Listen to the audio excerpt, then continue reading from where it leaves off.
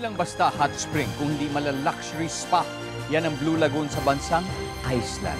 Kaya pati Pinoy sa Europa, eto bumibisita. Pangarap mo rin bang lumangoy sa malinaw na karagatan kasama ang mga pawikan? O makita ang Northern Lights ng malapitan? O kaya naman ay umakyat sa bundok ng yelo para masaksihan ito?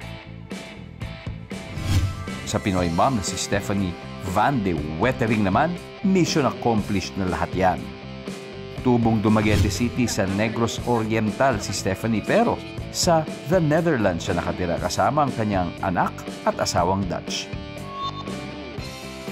Isa sa di nila malilimutang destinations, ang Land of Fire and Ice, ang Iceland.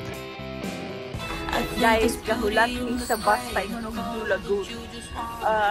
Medyo tugnaw-tugnaw kay 4 degrees, but kaya-kaya. Ang sikat na Blue Lagoon ang top attraction sa Iceland.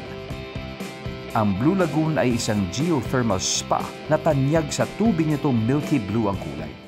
Blue Lagoon sa Iceland, nakakagaling nga ba? Alamin natin ang experience ng kababayan natin bumisita na sa world-famous geothermal spa. Nasa Blue Lagoon na ang Pinoy mom and vlogger na si Stephanie Van de Wetering. We're finally here, guys! Oh my God, kainit! Warm ang usual na tubig nito dahil sa underground volcanic activity. Kaya naman si Stephanie, enjoy na enjoy. Pinaniniwala ang may rejuvenating properties ang tubig ng lagoon dahil mayaman ito sa minerals.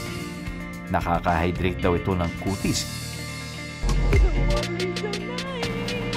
Maraming geothermal spas sa Iceland pero ang Blue Lagoon ang pinakapopular. Ang biyaya ng kalikasan madalas, nasa tabi-tabi lang.